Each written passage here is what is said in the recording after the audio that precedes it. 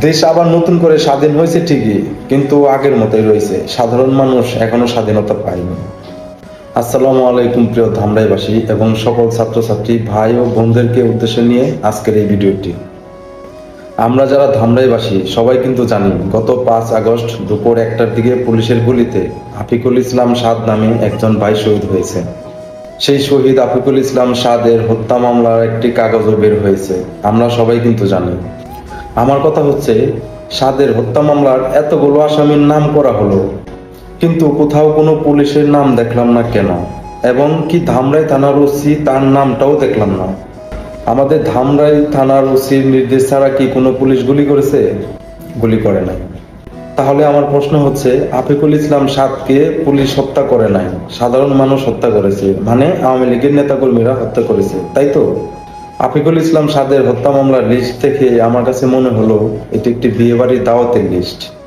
যে যার মন মতো নাম দিয়ে দিছে লিস্টের মধ্যে। আমি যেমনটা বোঝাইতে চাইতেছি, ধরেন আপনার সাথে আমার একটা ভালো সম্পর্ক, আমাদের বাসায় একটি বিয়ের অনুষ্ঠান মানে বিয়ের আয়োজন করা হয়েছে, সেখানে আপনাকে আমি দাওয়াত দিলাম। তো সেই দাওয়াত করতে হলে কয়েকজনের নামের একটা লিস্ট করতে হয় না? সেভাবেই মানে শুভাকাঙ্ক্ষীদের মানে নাম জায়গায় জায়গায় মানে লিস্ট করা হয়েছে আর কি, সেরকমটা আর কি বোঝাইতেছি। এখন আমি মূল পয়েন্টে আসি। ধরেন আপনার সাথে আমার এলাকায় দ্বন্দ্ব আছে আগে থেকে বা পূর্ব কোনো শত্রুতা আছে, এখন সুযোগ পাইছি আপনার নামটা এই হত্যা মামলায় জড়িয়ে দিলাম। তাতে কি হলো? যারা সত্যিকারের আসামি তারা কিন্তু বেঁচে গেল, আর নিরীহ মানুষ ফেঁসে গেল। কোনো সত্যতা যাচাই বাছাই না করে মিথ্যা মামলায় ফাঁসিয়ে কেউরে গড় ছাড়া করা, এটা কিন্তু মোটেও ঠিক না। এখন হয়তো অনেকে বলবেন, আওয়ামী লীগ সরকার ক্ষমতায় থাকাকালীন তো আমাদেরকেও মিথ্যা মামলা দিয়ে ঘরবাড়ি ছাড়া করেছে, ঠিক মতো ব্যবসা বাণিজ্য কিছুই করতে পারি নাই পুলিশের ভয়ে। তাই বলে কি আপনারাও সেই সেম কাজটি করবেন নাকি? 16 বছর আওয়ামী লীগ সরকার যা করেছে, আপনারাও যদি সেই সেম কাজটাই করেন, তাহলে আপনাদের প্রতিও সাধারণ মানুষ কিন্তু খেপে যাবে, সাধারণ ছাত্রছাত্রীরা আন্দোলন করবে।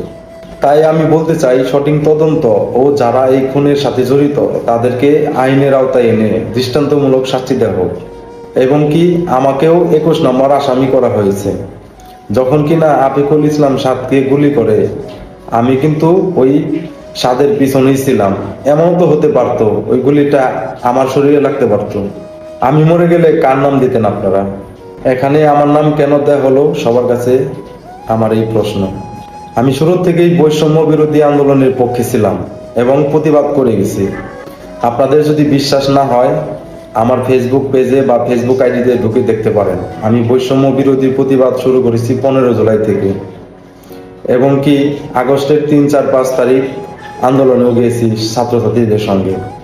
আর আমাকে 21 নম্বর আসামি করা হয়েছে আফিকুল ইসলাম সাদের হত্যা মামলায়। আমি সকল ছাত্রছাত্রী ভাই বোনদেরকে একটা কথাই বলতে চাই, আপনারা নতুন করে আন্দোলন করেন। এই আফিকুল ইসলাম সাদ হত্যা মামলায় পুলিশের নাম নাই কেন, এটা নিয়ে আপনারা আন্দোলন করেন।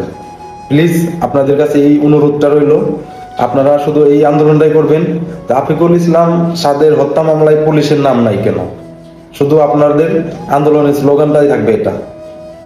আর আপনারা বেশি করে এই ভিডিওটা শেয়ার করবেন, যাতে এই ভিডিওটা সবার কাছে পৌঁছে যায়।